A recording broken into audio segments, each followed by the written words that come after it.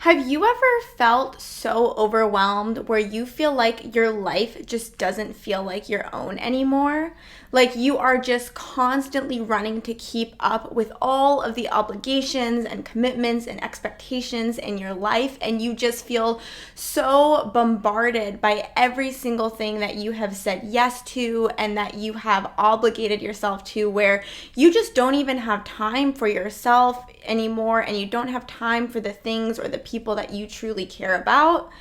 I know I have definitely experienced that on multiple occasions, and I have to say that overwhelm has to be one of my least favorite experiences and feelings. Sometimes I feel like it's like if you've ever found yourself running on a treadmill and you know how you can turn the dial up. I feel like overwhelm feels like you're running on a treadmill, but there's somebody else there that is turning the dial up faster than what you can possibly keep up with. And it just feels terrible because it feels like no matter what you do or no matter how hard you try, like you are always failing.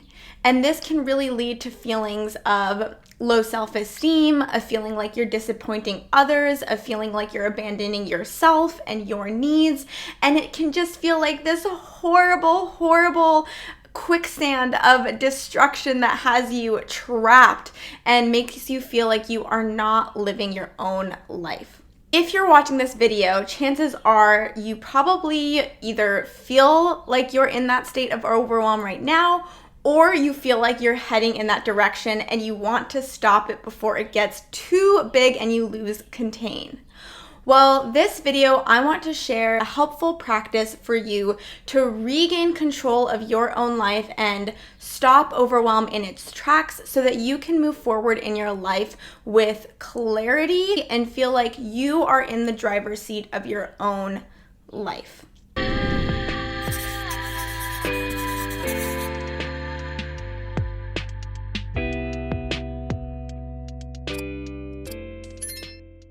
For this video, I recommend bringing out a journal because I want to give you some prompts to really work with, and writing things out is going to really help you work through this overwhelm. First of all, what leads us to overwhelm? There's a lot of different things in life that can cause us to feel overwhelmed, but I find that the most common cause of overwhelm happens when we have overcommitted ourselves and we are trying to meet expectations that we haven't fully consciously agreed to.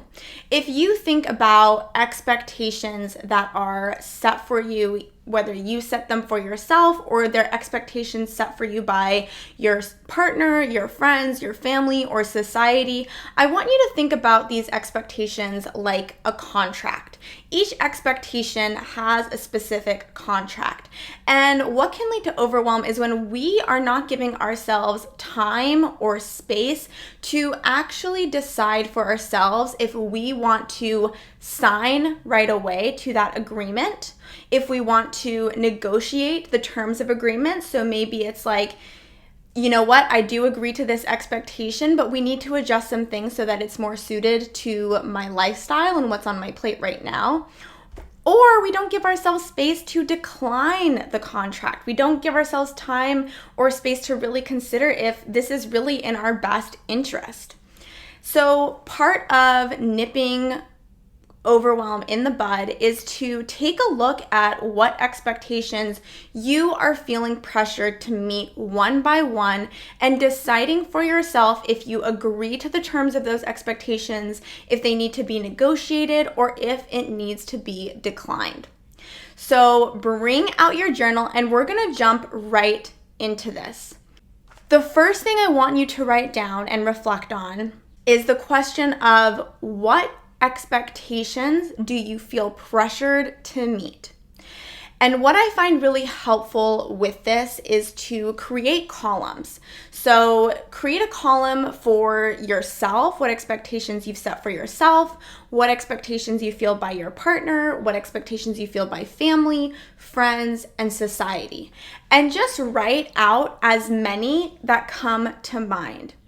Go ahead and pause this video now if you want to take a moment to write these out. Now that you have all of your expectations written out, I want you to take a look one by one. So take a look at the first expectation on your list and ask yourself, does this expectation align with my current priorities and values? If the answer is no, can you give yourself permission to release this expectation, or at the very least say, not right now?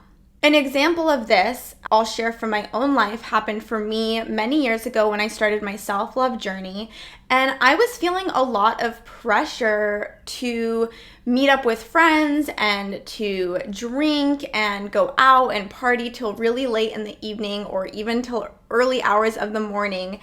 Although that was a priority once in my life when I was really social in the beginning of my college years, it wasn't a priority for me at the stage I was at when I was starting my self-love journey, because I really wanted to disengage from leaning on alcohol as a coping mechanism, and I wanted to find healthier activities for me that would really help me increase my feelings of self-love and self-trust. So this meant that I had to decline invitations out with friends or to adjust what those expectations were and suggest things like, hey, let's do dinner instead, or maybe we can go do a yoga class together. So this is an example of an expectation not aligning with priorities and values. If it does align with your priorities, there's a few more questions I want you to ask yourself to get further clarity on how you can make these expectations work for you. First, ask yourself, does this expectation feel fair and achievable for you? So with this question, you want to really dig deep and consider, does this take into consideration my current lifestyle and my situation? You might take factors such as, what your work schedule is, what free time you have, what money you have, what disposable income you have. Maybe, for example, you're feeling pressure to meet an expectation to take a trip around the world with your friends, but right now you're working towards getting into grad school and you're working full time, so you have limited funds.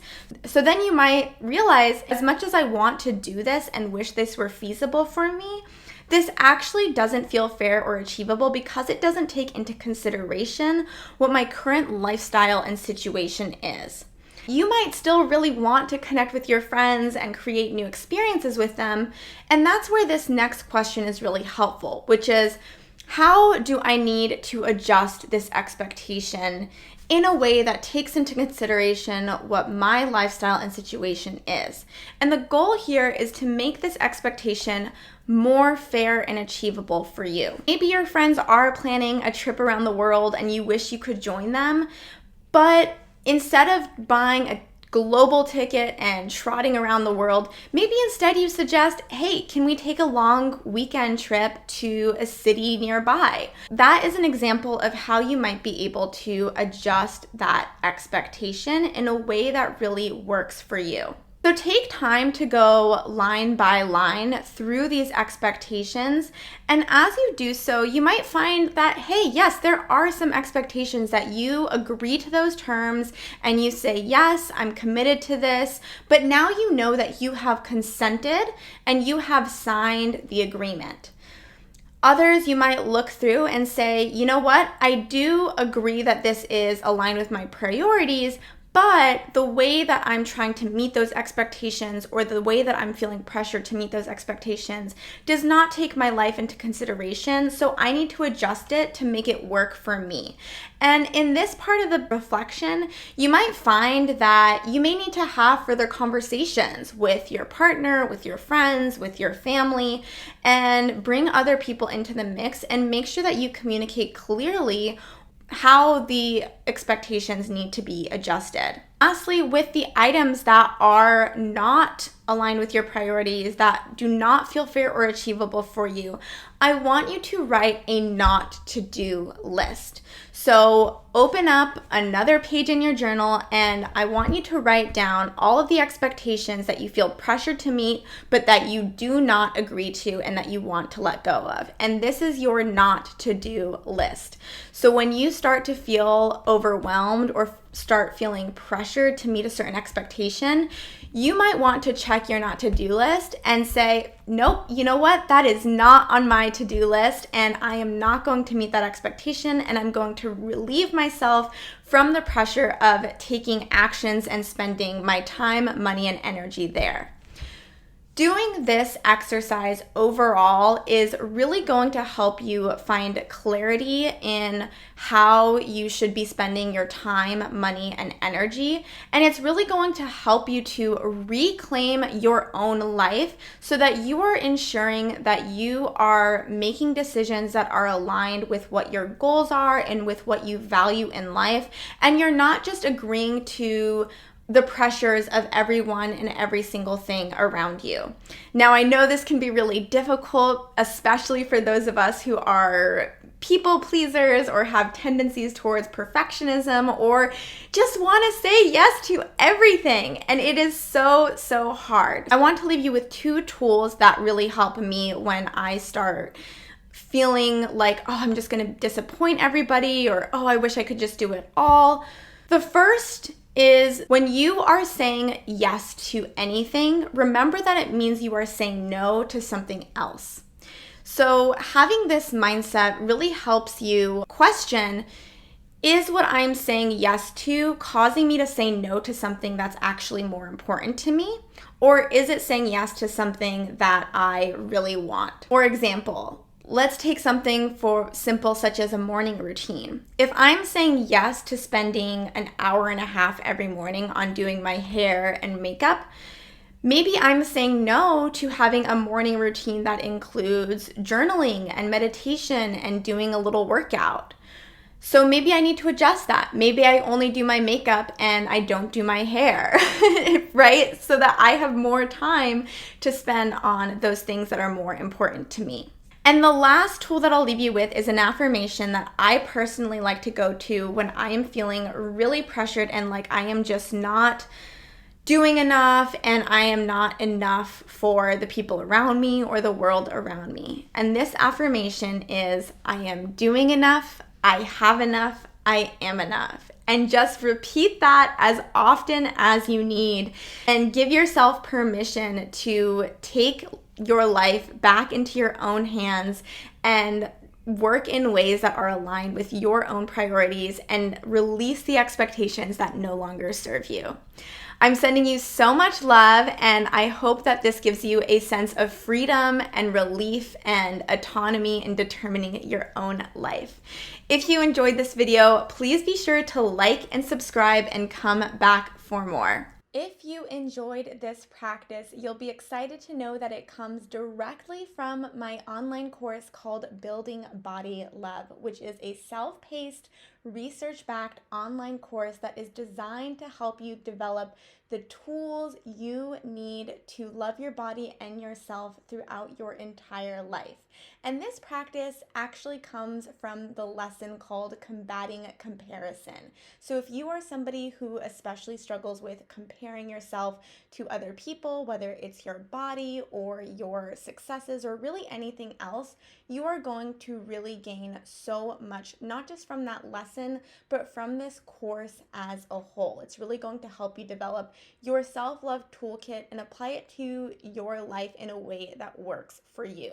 Now, if this interests you, the link is down below. I'd love for you to check it out. It is an investment and you are worthy of investing in. But if you're not quite ready, I do also have a free mini course called How to Love Your Body in 3 Days that includes journal prompts, guided meditations, and it's delivered right to your inbox so you get a little taste.